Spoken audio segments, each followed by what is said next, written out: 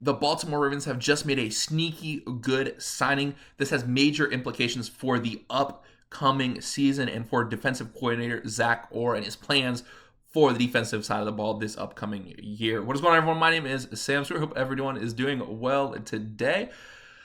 I want to just remind everyone before we get started on this video, make sure to hit that subscribe button to keep up to date with all things Ravens. We're going to be covering everything from trades and rumors this offseason to upcoming players that you're going to need to follow this upcoming season. And then once we get into the season as well, you're going to hear everything from us, from comments on the standings to player performance. So make sure you hit that subscribe button if you have not yet.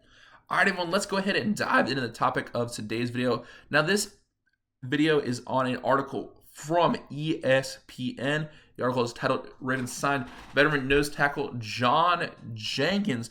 Now, this is a big pickup for the Ravens. The Ravens were missing someone after Michael Pierce retired last year in that middle of the defensive line. Now, I would like to point out some things here before we actually talk about John Jenkins and his game as a veteran presence on that defensive line.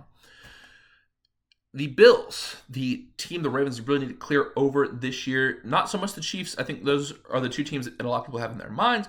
The Chiefs did not bring a running attack last year that was really something that the Ravens need to, be emphasizing or anything like that. But the Bills, although they had the 9th best rushing attack in the league, they actually had 3 rushing touchdowns and really it looked like the top rushing lead against the top rushing team rather against the Buffalo Bills in that playoff game last year.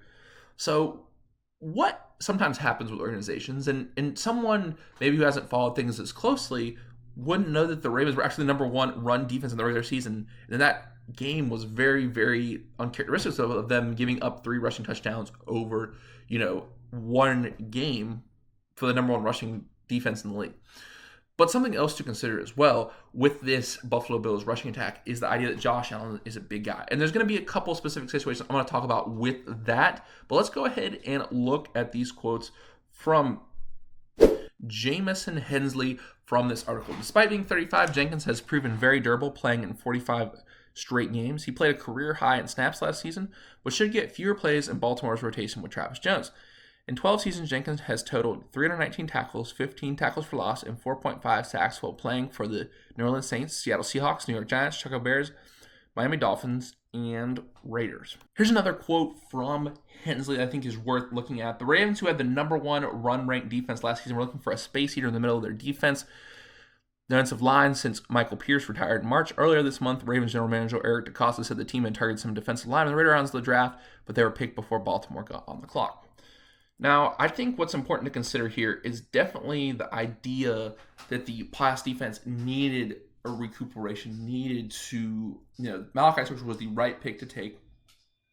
Mike Green, the edge rusher.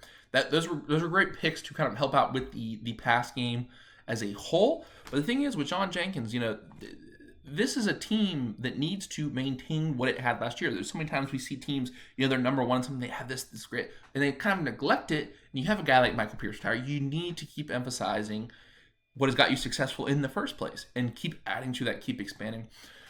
And what I want to say about Josh Allen and just Travis Jones, as we were speaking on earlier, expect a big season from him as well. If Zach Orr can have this versatility up front, he's going to be able to put in fresh players, fresh defensive linemen very, very often.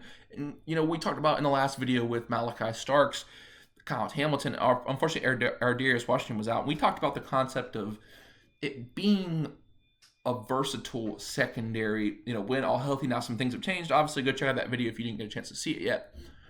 But versatility on the line, having multiple guys who can really step in there, do things well, block guys. And when I mean block, obviously not a block in the offensive sense, but really just make those goal line stands, prevent men from moving space forward.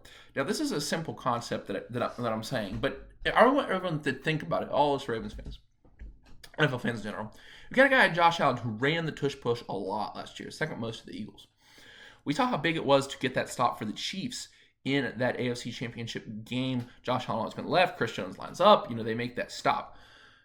You need guys who can rotate in, fresh guys. If you have a guy like Josh Allen who's pounding the ball inside, doing tush pushes, he's moving forward. You have him quarterback running. You have guys who are trying every play to move you forcibly. A versatile defensive line is something very important. I'm very glad, and this is why it's sneaky, that Eric DeCosta thought of this and to pick John Jenkins up.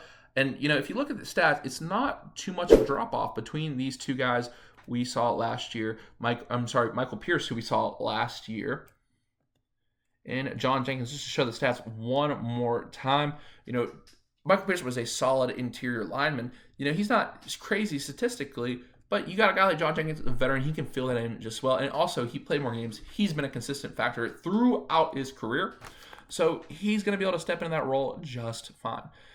There is a play that is almost unstoppable in this league. And whatever you think about it, let me know in the comments what you think about it. But as far as this offseason goes, we are going to see the tush push again next year. It hasn't been outlawed. So you need to have a guy on the interior who's a big body, who's a veteran presence, who knows how to use his body, who knows how to, use his grown man strength. This is a guy who's been in the league, he's been there.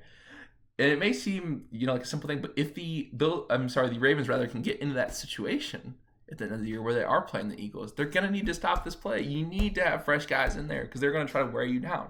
And that's what I'm talking about with the Bills. It's a sneaky signing because Josh Allen's going to try to run the ball up the middle. You got the Eagles, Saquon and Jalen Hurts going to try to run the ball up the middle. They got a big, strong offensive line there as well. So if we're looking at those two teams, like I said, I'm not so worried about the Chiefs in that regard. But if you're looking at those two teams, the ultimate goal, and that's why Eric DeCosta is a great GM, because he's looking towards the end of the year. He's looking towards the ultimate goal. The Ravens are right there. This is a win-now team. They need to fill in these specific needs and also keep adding on to what they're good at. So this is why John Jenkins is a great signing for the Ravens. So let me know in the comments what you think about this signing. Do you think the Ravens should be concentrated more on getting that second cornerback to play across from Wiggins? Do you like the John Jenkins signing? Do you think that the Ravens defense is going to be fine on the defensive front regardless?